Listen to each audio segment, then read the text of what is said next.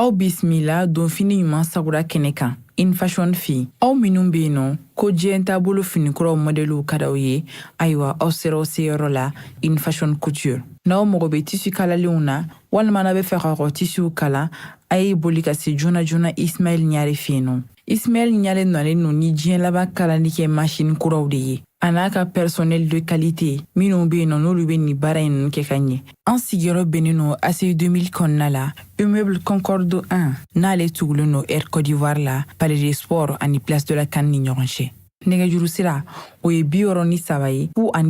99 ani 99. In Fashion k'aw ye togo ɲɛ. In Fashion ni aw mago be qualité la. In Fashion ko k'aw bisimila kunnafoni gafew kɛnɛ kan.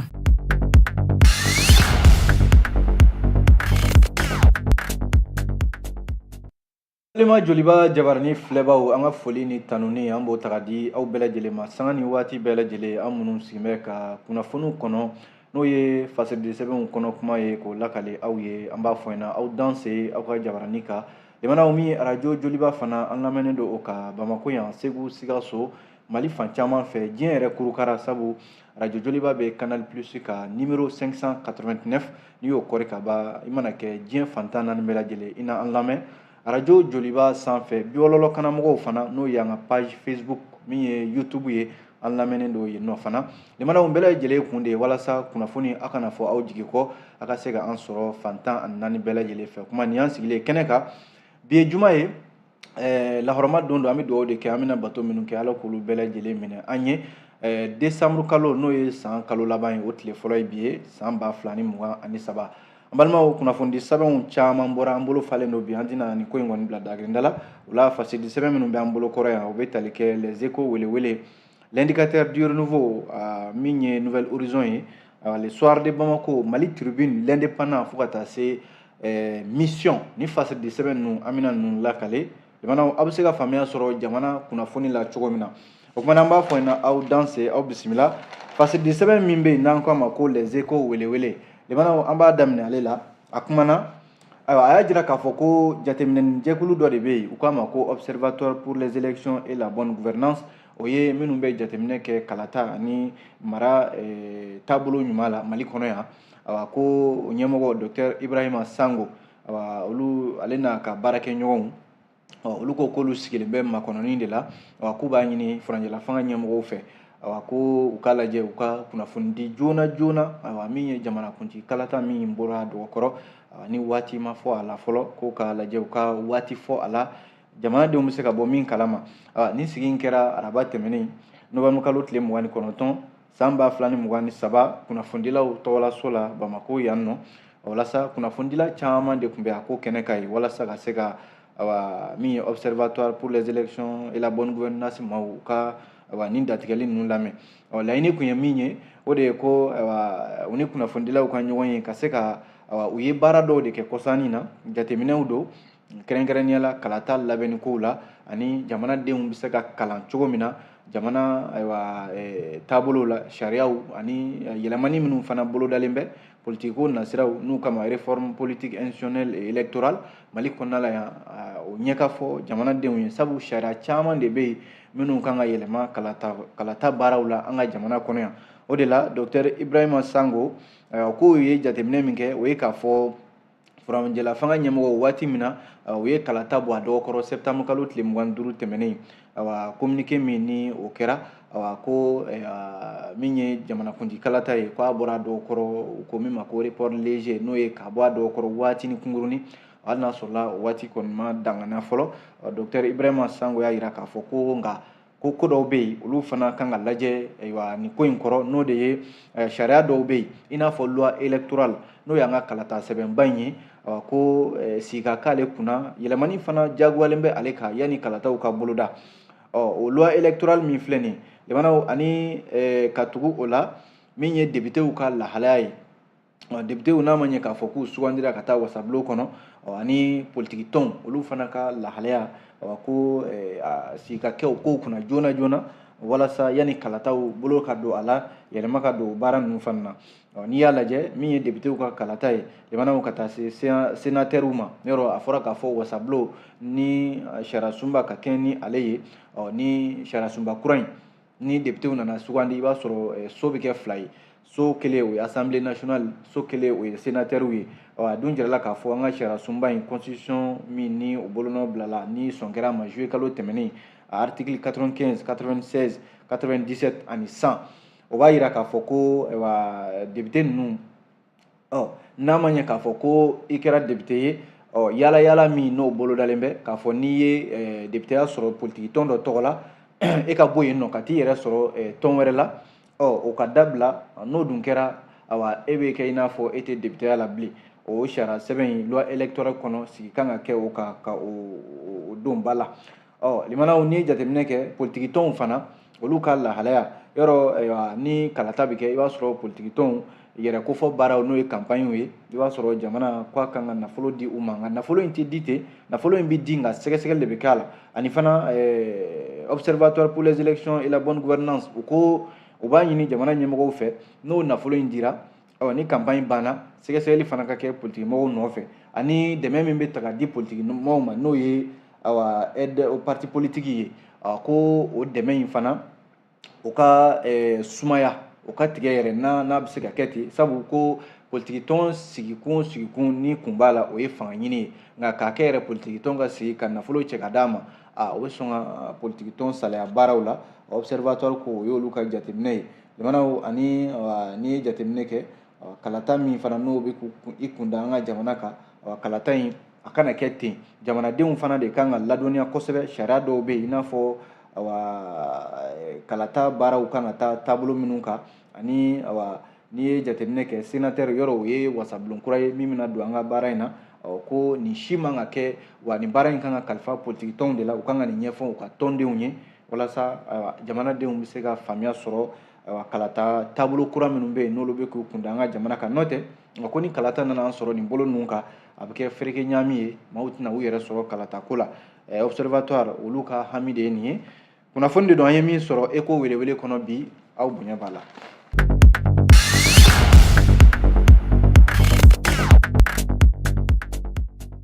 sɛbɛn bɛ yen n'an ko a ma ko l'indicateur du renouveau limanaw kosa in na fangabulon min bɛ yen ni o ye administration territoriale ye ale ye commune damadɔ bɛ yen i n'a fɔ commune 4 commune 2 ani Bamako district mairie-ba o maires k'olu bɔra u jɔyɔrɔ la politiki tɔn min bɛ yen n'u k'a ma ko yɛlɛma de ko ale bɛ mago bɛ jaabi la walima ɲɛfɔliba la nin ko in kan ministre min n'o bɛ administration territoriale kunna ani décentralisation an ka mara cɛmabɔli ministre yɔrɔ hakilila in bɔra ale de yɔrɔ conseil des ministres min kɛra araba tɛmɛnen novembre kalo tile 22 hakilila in taara o de senfɛ ko Bamako mairie-ba mairie min ye commune 2 Bamako sigida 2nan o mairie ka taa se sigida 4nan o mairie ko u gɛnna ka bɔ maireya la ka sababu kɛ mun ye jamanaw ko nafolo min kalifara u la u ma don a donda fɛ wa sigida min bɛ yen n'u b'u ka maraw kɔnɔna la sigida ninnu jɛyalen tɛ nɔgɔ de kɛmɛ sigida ninnu sigiɲɔgɔn ye ani fana nafoloko minnu bɛ yen n'o ye jatew ye jate y'u nɔ minɛ nin n'a damandaw conseil des ministres min kɛra kun min na nin ministre ninnu bɔra u jɔyɔrɔ la n k'a fɔ nin maire ninnu bɔra u jɔyɔrɔ la kun min na a kɛra nin de ye nka yɛlɛma n'o ye politiki tɔn yɛlɛma ye yɔrɔ ale ka maire a bɛna fɔ o ye Bamako sigida 4nan o maire bɛ olu ka tɔn kɔnɔna la yɛlɛma y'a jira k'a fɔ olu kɔni ma nin faamuya kosɛbɛ olu mago bɛ ɲɛfɔliba de la nin ko in kun kan kun jumɛn na nin maire ninnu jalaki min binna u kan ko fo u b'a ɲini ministre yɛrɛ fɛ u ye lettre yɛrɛ ci ministre ma ko a k'u jaabi joona joona parti yɛlɛma ko jalaki min binna olu ka maire kan n'o de ye n k'a fɔ commune 4 maire ye ko ka ɲɛfɔli kɛ u ye olu mago bɛ ɲɛfɔli de la sabu jalaki min binna u kan olu hakili ma sɔn a ma kosɛbɛ ministre ka ɲɛfɔli k'u ye u bɛ se ka mun faamuya joona indicateur kelen ka kuma la limanaw ko lakɔli karamɔgɔw yɔrɔ u ye kɛnyɛrɛye kalansow olu ye dɔgɔkun 3 u y'o de kɛ baarabila la dɔgɔkun tɛmɛnen nka ko u ye kalo 1 ta sisan ka baarabila in ka gulo fɔlɔ yanni faamuya bɛ se ka sɔrɔ u ni jamana ɲɛmɔgɔw cɛ u ka wariko la cogo min na kalan kɔni daminɛna nka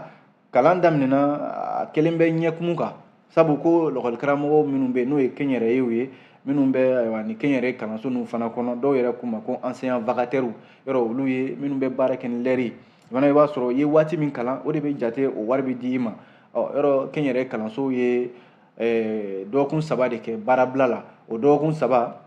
lakɔli karamɔgɔw ka dalakan kɛra mun ye ko a ma sara olu la, a bɛna fɔ olu yɛrɛ ka hakɛ taatɔ de don nin ko in senfɛ, sabu waati min kɛra baarabila la olu kɛmɛ k'o jate de ko wari ka di u ma. Limanaw ka a kɔlɔlɔ binna lakɔli karamɔgɔ dɔ kan yɔrɔ min bɛ yen, kalanso dɔ bɛ yen u k'a ma ko complexe scolaire de formation Ɲare Fura. Nin yɔrɔ kofɔlen ko lakɔli karamɔgɔ dɔ bɛ yen, ale bɛ kalansen min kɛ o ye philosophie karamɔgɔ de don, u k'a ma ko Siyaka Jabate. Siyaka Jabate, professeur de philosophie, limanaw ko dɛgɛ sisi o bɛ bɔ karatɔ da. Siyaka Jabate kɔni ko baarabila in kɔlɔlɔ ale y'a sɔrɔ, sabu ale y'a ka hakɛw de ɲini institut Ɲare Fura ɲɛmɔgɔw fɛ, ko u kɔni ma sɔn fiyewu kuma in ka bɔ a da. Limanaw o taara wolo mun na, Siyaka Jabate n'o ye professeur de philosophie ye, k'u y'a gɛn ka bɔ baara la, k'a tɛgɛ ko ka bɔ baara la, ka sababu kɛ ko a y'a ka hakɛ ɲini n'o ye dɔgɔkun 3 baarabila min kɛra kɛnyɛrɛ kalansow fɛ. Walasa ni jateminɛ kɛ Ɲare Fura yɛrɛ n'o ye nin kɛnyɛrɛ kalanso ye min filɛ Titibugu, limanaw a jala k'a fɔ u ka ɲɛmɔgɔyaso ko u y'a bolo bɔ baara la pewu pewu, ka sababu kɛ ka daminɛ ko a bɛ ka na ni ɲagami ye n'o ye trouble ye u ka baarakɛyɔrɔ in na n'o ye complexe scolaire Ɲare Fura ye. Maa min bolonɔ bila a sɛbɛn yɛrɛ la k'a fɔ ko a gɛnna ka bɔ baara la, wa ko a bɛ ka laɲini min kɛ wari min ka d'a ma k'o fana tɛ di a ma, min bɛ Dirisa Tarawele directeur, limanaw ale de bolonɔ bɛ nin sɛbɛn in na. Kunnafoni filɛ dɛ, ko nin ko in ma ban, affaire à suivre, o de ale de y'a sɛbɛn indicateur kɔnɔ bi, aw bonya b'a la. Parce que sɛbɛn bɛ yen n'an ko a ma ko Nouvelle Horizon, limanaw kunnafoni damadɔ bɛ Nouvelle Horizon kɔnɔ bi. Fɔlɔ ye lakanabaliya min ni halisa dɔɔni bɛ an ka jamana kɔnɔ, hali n'a sɔrɔla finitigiw b'u se la, limanaw ka jamanadenw n'u bolofɛnw lakana. Ko Gurumara Wurus ani Boni, a ma bɔ Banbanciw da k'a binna, a bɛnna, sabu min ye Banbanci 2 ye u ka samasenba 2 olu kɔni binna Mali finitigiw ka jan kɔnɔna la, min ye forces armées maliennes FAMA, olu ka wulikajɔ a kɛra jugu minnu bɛ jamana kɔnɔ, minnu bɛ jamana kɔ kan. Limanaw an dancɛw la ka tɛgɛ kɛ a bɛɛ lajɛlen la, o baara de bɛ sen na. Walasa a jala k'a fɔ Novembre kalo tile 29 ko terrorisiw jatigɛwale tigilamaw ka samasenba dɔ tɛgɛ kɛra o la, a kɛra Boni ale fanfɛlaw la. A Nouvelle Horizon ko ale ye kunnafoni minnu sɔrɔ k'a fɔ nin cɛ kofɔlen ko a tun bɛ ka ɲini kosɛbɛ Mali finitigiw fɛ, sabu ale ye maa ye maa min ni ale de bɛ kunnafoni ɲini ka di Banbanciw ma. Tɛgɛ kɛra la k'a sɔrɔ limanaw k'a bɛ kurun dɔ de kɔnɔ, kurun in a tun bɛ k'i kunda Gurumara Wurus kan, a tun bɛ ka taa tiɲɛni yɛrɛ boloda ye. Cɛ in u y'a tɔgɔ kɛ ko MMA, ko maliden yɛrɛ tɛ, nin bɔra fan wɛrɛ de ka na tiɲɛni na Mali kɔnɔna la yan nɔ, ko a tun bɛ ka bɔ Gurumara Wurus k'i kunda Gawo mara de kan. A jala k'a fɔ Mali finitigiw kɔni tun bɛ k'a dɔdɔ, kunnafoniw carina kosɛbɛ, nka ala nana kɛ u ye tɛgɛ kɛ a la. Limanaw waati min na a tun bɛ kurun dɔ kɔnɔ baji sanfɛ ka bɔ Gurumara Wurus k'i kunda Gawo mara kan. Ale kunnafoni sɛbɛn kelen halisa lakanabaliya ko la, ko jamana 3 min farala ɲɔgɔn kan n'o ye AES ye, u ka fara ɲɔgɔn kan, limanaw nɔ de bɛ ka bɔ a la don o don. Sabu a jala k'a fɔ AES kɛlɛcɛw k'u ye juguw kɛlɛ, jugu caman minnu farala ɲɔgɔn kan n'o ye forces armées, n k'a fɔ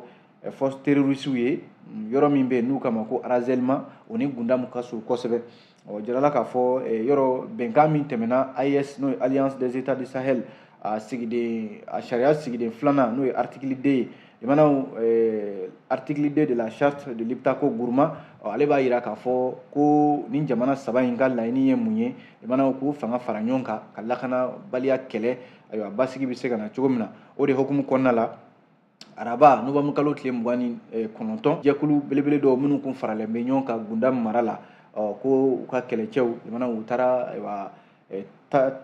tagoni bɔn min ye Banbanci ninnu kan, walasa min ye Mali, Niger ani Burkina Faso u kɔni fara bɛ ɲɔgɔn kan nin baara in bɛ se ka san sɔrɔ cogo min na. Ko walejugu dɔ fana Banbanciw tun bɛ ka min labɛn Burkina Faso, kan min bɛ yen n'a tɔgɔ ye ko kan Jibo, a jala k'a fɔ yen fana Mali finitigiw ka sanfɛ kɛlɛcɛw ni Burkina Faso taw farala ɲɔgɔn kan. Limanaw yen kɔni tiɲɛ yɛrɛ la k'u ye dadigi kɛ Banbanciw la kosɛbɛ, maa 600 ɲɔgɔnna u y'olu de bɔnɛ u ni na minɛn caman k'o minɛ u la o kɔfɛ kunungo min ye yɔrɔ min bɛ n'u kama ko Razelma Gundam n k'a fɔ o marabolo fanfɛlaw la k'u ye tɛgɛ kɛ bamaciw la u ye maa caman fana bɔnɛ ani na o yɔrɔ kofɔlen in na Lemana Nouvelle Horizon an bɛ bɔ a kɔnɔ ni kunnafoni min ye o ye ko Kidali yɔrɔ Kidali kun kelen bɛ min ye bamaci wale tigilamaw Sema n'a ka jɛjugu maaw Kidali kun kelen bɛ olu ka yɛrɛsagokɛyɔrɔ de ye nka Lemana ko mana bɛn mais a bɛ ban don dɔ Sema n'a ka jɛjugu Mali finiw ka wulikajɔ kɛra sababu ye dɔw yɛrɛ bolila dɔw ye Kidali marabolo bila u bɛ ka tɛgɛ kɛ dɔw la bi u kun kɛn bɛ ka Kidali yɛrɛ kɛ i b'a fɔ ko a damana yɔrɔ siraba munumunu min bɛ n'o ye rond-point ye min bɛ Kidali marabolo kɔnɔna la u kun kɛlen bɛ k'o tɔgɔ yɛrɛ da ko place 10 avril place 10 avril 2012 sa kɛ place 10 avril 2012 yɔrɔ o ye i n'a fɔ o ye tamasiyɛn de ye Azawadi tamasiyɛn san o san u bɛ Azawadi ka yɛrɛma hɔrɔnya o ɲɛnajɛw kɛ o yɔrɔ kofɔlen in na nka Lemana yɔrɔ ninnu a bɛɛ bɛ ka kari Mali finitigiw fɛ bi ka yɔrɔ dilan kura ye ka ɲɛdan kura di a ma n'o de ye Mali ɲɛda ye o la sa Mali ka jɔnjɔ n'o ye drapeau ye o kɔni fiɲɛ bɛ k'o filen fala Kidali dugu cɛmancɛ la bi yɔrɔ kofɔlen min filɛ nin ye Kidalikaw yɛrɛ ye laɲini kɛ ko yɔrɔ in ja min filɛ n'a jɔlen bɛ n'o ye rond-point ye ko k'a ci ka bɔ yen ka ɲɛdan kura d'a ma i n'a fɔ ɲɛda min bɛ yen n'o bɛ Tombouctou n'u kama ko Alfaruk k'u k'o ɲɛda kura in d'a ma walasa Mali tɔgɔ ka tila ka ja Kidali marabolo kɔnɔna la Lemana Sema yɔrɔ u ye Kidali yɔrɔ caman de bɛ yen n'u ma sɛbɛn yɔrɔ min na ko Azawadi i b'a sɔrɔ u kɛn bɛ ka taa Sema ka tamasiyɛn wɛrɛ kɛ u kɛn bɛ k'o Kidali de fa o la tewu nka bi Lemana a bɛɛ bɛ ka jɔsi a bɛɛ bɛ ka dilan kura ye ka se ka Mali ka tamasiyɛnw k'olu bila Kidali mara kɔnɔna la o de ye hɛrɛ ye Lemana kunnafoni filɛ nin an ye nin bɔ Nouvelle Horizon kɔnɔ bi aw bonya b'a la.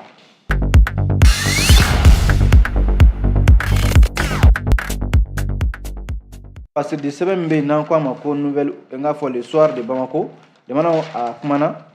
soir de Bamako ayiwa a y'a jira k'a fɔ arajo so dɔ tun bɛ Mali kɔnɔ yan n'i ye jateminɛ kɛ Nations Unies n'o ye diɲɛ kelenya tɔnba ka arajo so ye min tun bɛ MINUSMA tɔgɔ la Mali kɔnɔ yan u k'a ma ko arajo Mikado FM ko arajo Mikado FM san 8 ɲɔgɔnna a y'o de kɛ kunnafonidi la Mali kɔnɔna la yan yɔrɔ arajo so in yɛrɛ bilala sen kan san 2015 de san 8 ɲɔgɔnna Nations Unies ka nin arajo so in a y'o de baara kɛ nka ko Lemanaw dansigi kɛra ka baara la kunungo alamisa novembre kalo tile 30 o bɛ don hukumu kɔnɔ o ye résolution min tara n'o ye sariya ye k'a fɔ ko MINUSMA résolution 2690 Conseil de sécurité ka laɲini don min ye diɲɛ kelenya tɔnba ka bolofara min bɛ Mali kɔnɔ yan k'u Mali jamana bila yɔrɔ u bɛ baara kɛ ni fɛn fɛn ye o bɛɛ lajɛlen de bɛ taa o la u ka kunnafoni sira min bɛ yan n'o ye arajo so ye u k'a ma ko arajo Mikado FM ale kun sigilen bɛ Mali kɔnɔ yan k'u ka se ka kunnafoni ɲuman di bɛn ani basigi ni tɛgɛ di ɲɔgɔn ma u badabada ɲɛmɔgɔw ma u ye Général Elhaji Gamu u y'o sugandi k'o kɛ Kidali marabolo ɲɛmaa ye u ye foli da o kan ani Menaka ɲɛmɔgɔ kura fana sugandira ka bila Menakakaw fɛ yen u ye foli da o fana kan Lemana u bɛ min ɲini bi n'o ye hamina yɛrɛ ye o ye k'a fɔ Andirabu Kane maa caman de wulila ka bɔ i sigiyɔrɔ la Menakakaw fana caman de bolila ka bɔ Menaka ka sababu kɛ jatigɛ wale tigilamaw ye ko Menaka ye jɔn don ko nka Menaka kelen don bi i b'a fɔ ko yɛrɛmana kafo n'o ye commune